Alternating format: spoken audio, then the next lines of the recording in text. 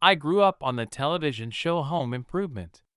Tim Allen played tool salesman turned television personality selling tools through local cable access home improvement television.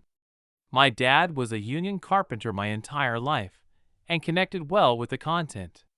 Tim Taylor, Allen's on-screen persona, was a self-taught amateur for home construction and improvement, but had to project confidence as a salesman and personality. Fast forward a few decades, and after I lost my second son, I fell into a deep depression and was not suited to working full-time for about 2 years. I found myself working at Sears, selling tools. I was amazed how quickly I started to feel like Tim Taylor. Growing up with a professional construction worker as a parent, I always assumed that I was rather a dunce at home improvement and tool usage. Then I met my coworkers and found that I was actually on the high end of average even among my peers. Then I met my customers, and I started to feel much more confident in my own abilities. Tim Allen and I share more in common than playing up our expertise in home improvement for our job. Sears hired me as part of their run-up to the holiday season. Because I was collecting unemployment, I had to either provide evidence that I had been hired on or keep looking for work.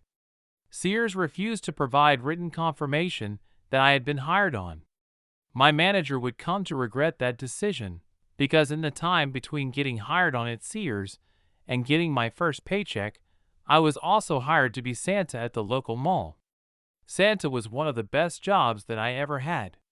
Before working as Santa, I had read a few children-directed stories about the real St. Nicholas, but while working, I read more not only about the real Nicholas of Myra, but also about other legends connected to Christmas.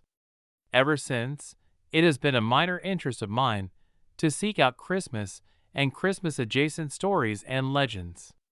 I don't study them like I do the Bible, and it's not uncommon for someone to tell me a story that I've forgotten or at least forgotten the name associated with it. In my humble opinion, Tim Allen plays one of the best Santas in modern cinema.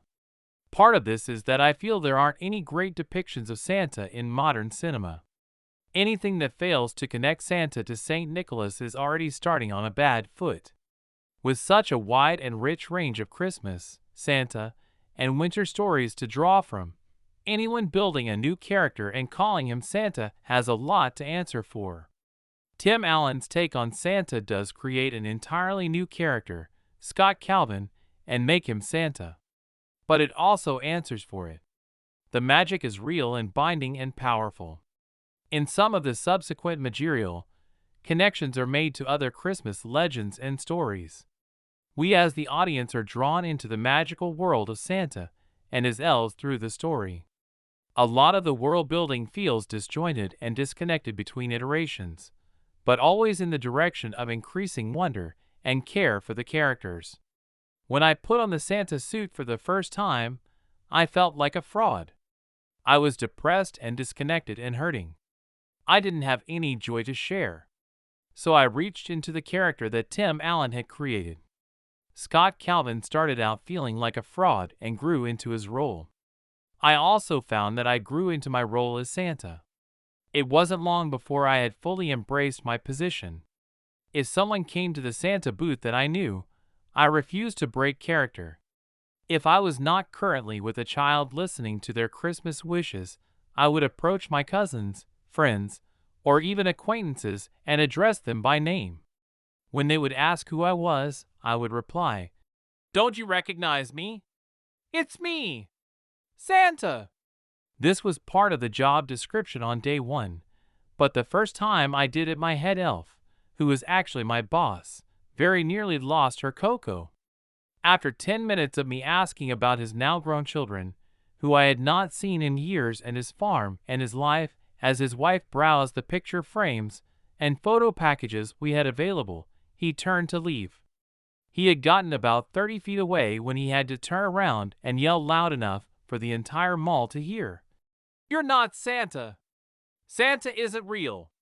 When I told my boss I was going to make a believer out of that man, she looked me square in the eye and said, "You keep doing it that well, and you might make a believer out of me." One of the things that I appreciated about the Disney Plus series that picks up the story is that we find out that Scott Calvin is the first human Santa. All previous Santas are legendary constructs. As such, they can't really die. However, the Santa spirit determined that a human was needed to connect with humanity. Scott was chosen to fill that spot. When I played Santa, I felt that. There's something mystical and mythical about the role that deserves to be treated with care and reverence. But without that human touch, it's just a story. I think there are a lot of things like that in our world, and that more Christians could stand to remember that until they go forward and bring Christ, it will all be just a story to many.